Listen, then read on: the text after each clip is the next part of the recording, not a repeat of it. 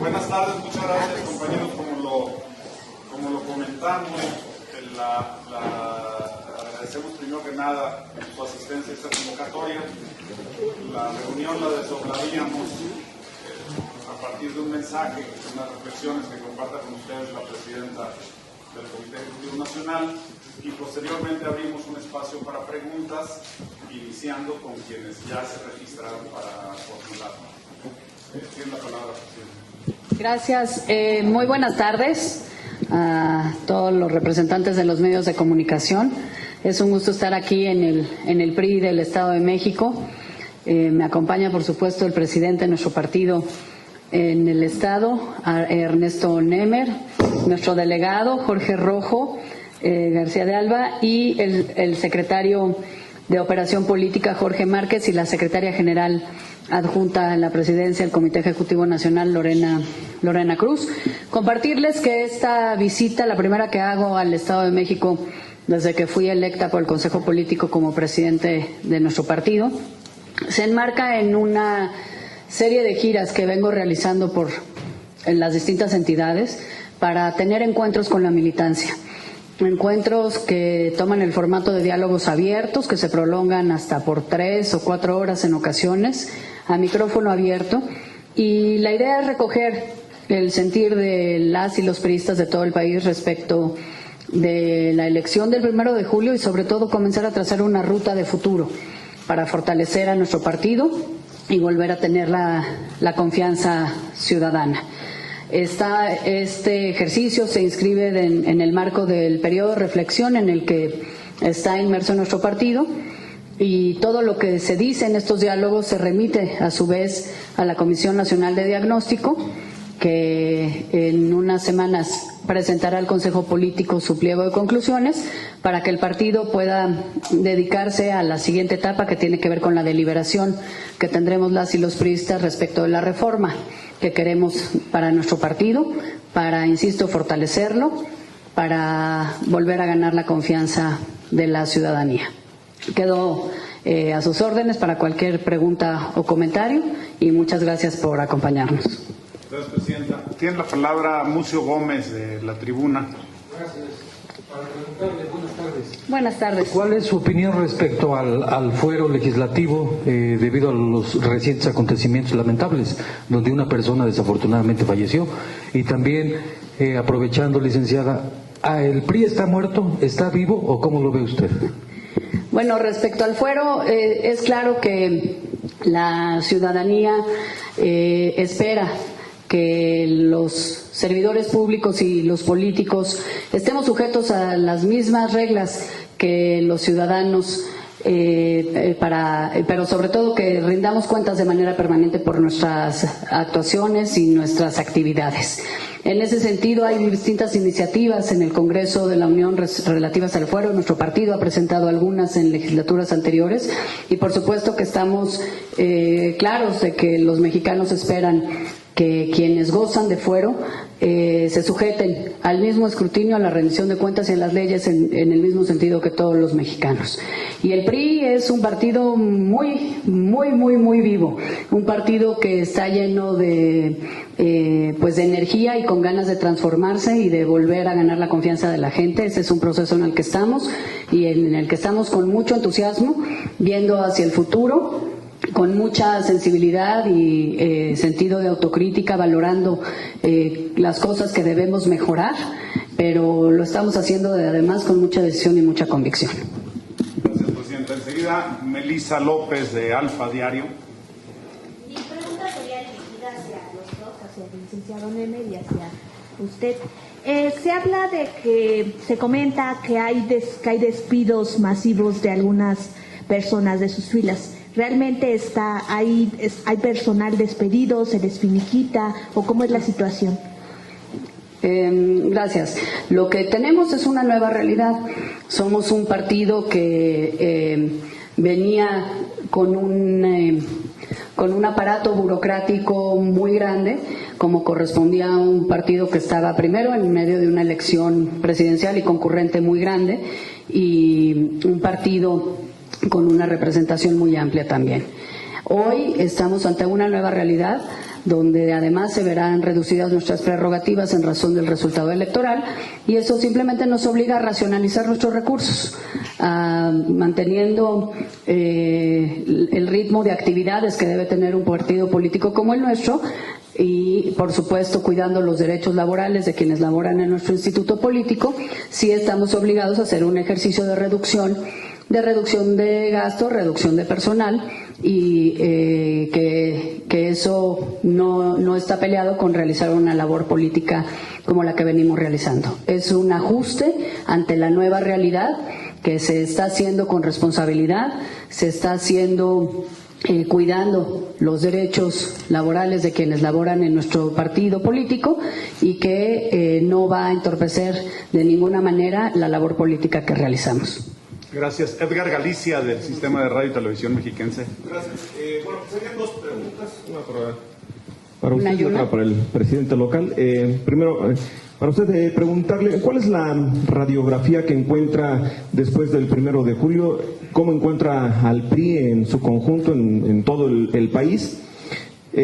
Segundo, preguntarle, pues, ¿qué opinan de esta política de austeridad del presidente electo López Obrador? Si creen que realmente va a impactar en el desarrollo del país. Política de austeridad me refiero a salarios bajos, ¿no? Concretamente a esa parte. Y al presidente estatal preguntarle si, pues, por el encargo que ahora ocupa, va a renunciar, va a convocar a elecciones, y cuándo sería. Muchas gracias. Bueno, justamente estamos en este proceso de recoger la visión de las y los priistas de todo el país respecto al partido, respecto de las causas por las cuales tuvimos el resultado electoral del 1 de julio.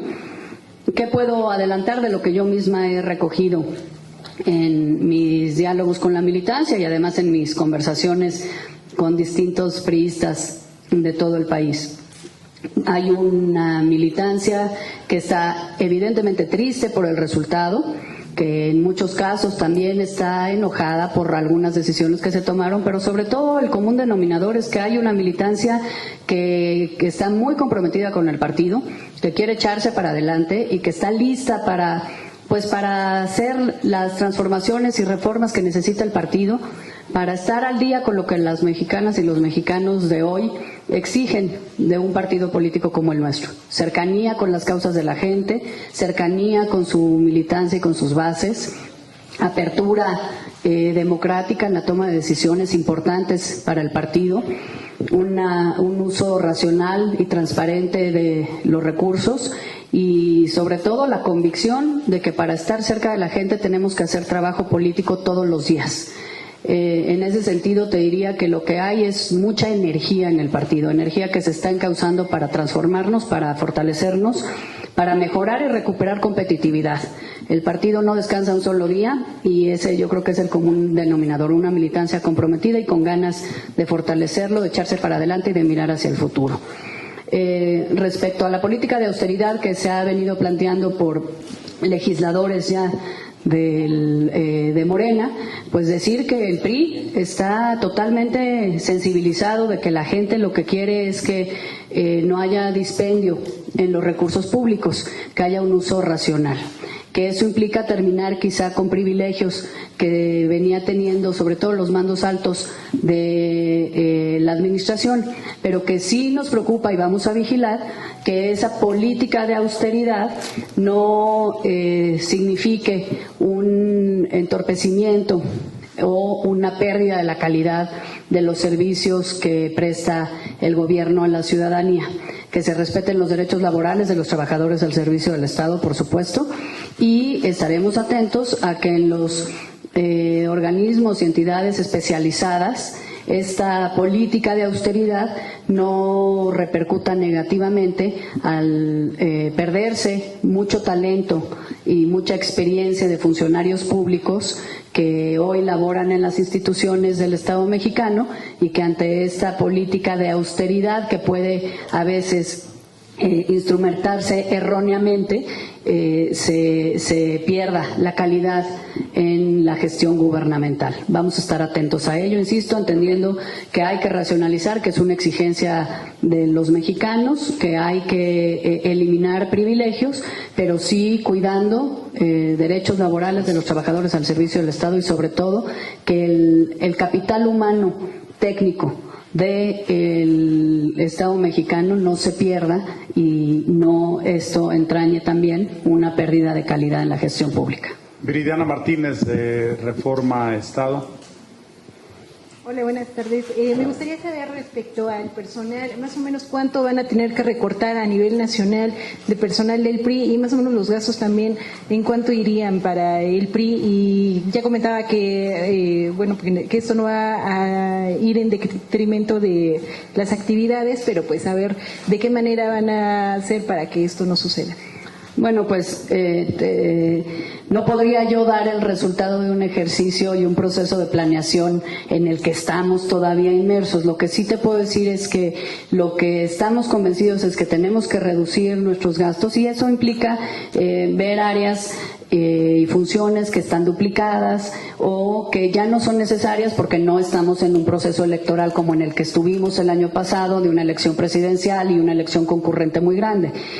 Más que decir a rajatabla vamos a reducir en tanto porcentaje o en tanto personal o en tanto dinero, más bien lo que estamos haciendo es una evaluación integral de cómo puede el partido realizar las funciones que necesita realizar con el personal necesario y a partir de eso iremos tomando determinaciones.